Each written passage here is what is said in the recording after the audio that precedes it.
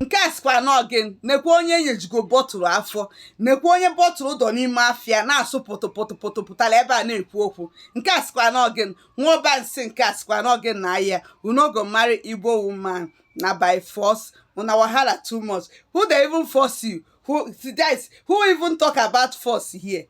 Ọ gị nwa bụ onye nwaanyị Igbo na-achọ ọzi gị achọ bụ ihe na-ekwu okwu force. Ọkwa ifu comment n'oge marry Igbo woman na maza reply again. Nke a bụ first and last. Mma reply the comment. Onye ọbụla na-ekwu na ọ ya anụrụ Igbo woman ọfọ na-agọ n'isi onye nke a eso unu cha niile n'ofu gị nwalijigo bọtụlụ afọ bọtụlụ na-asụzi na warm up n'ime afọ gị na-achọzi ka o esi wee yelie yi mbụrụ afọ before 3 days ka egbuo 6 feet sapere ọnụ na-akọ njanja akọ nekwa anụmana ya chọrọ Igbo woman. Igbo woman ọ na-asị gị Igbo woman ọ sapenugo ọ ya sape nwa ọnụ sị gị you can't finish this my kpekus. You can't finish this my kpekus.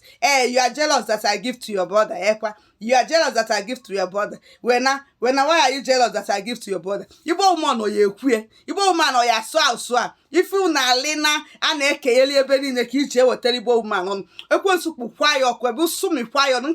Nkịta na-alabere nwoke nkịta na-alabere nkịta ibi ejikwa laa mmaghị anụmanụ ị nwere ọnụ ịsapụ ọnụ ebe a bịa na-akọ nọnsị gbasara Igbo m ọkwa ifoyi that is bottle afanyeghị nke ya gafee 5 days o mezuo n'isi gị ị nwere ọnụ ịbịa tụfetara Igbo woman ọnụ.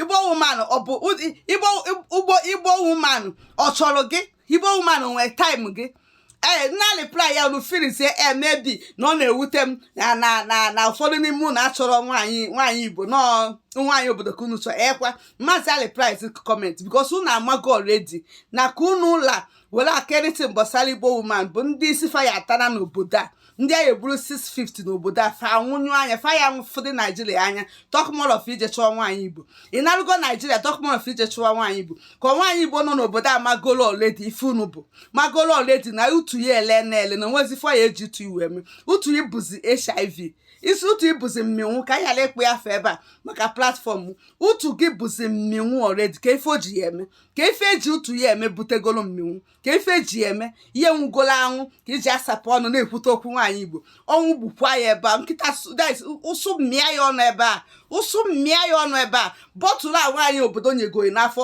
tipụlụ ya afọ n'abalị a anụmanụ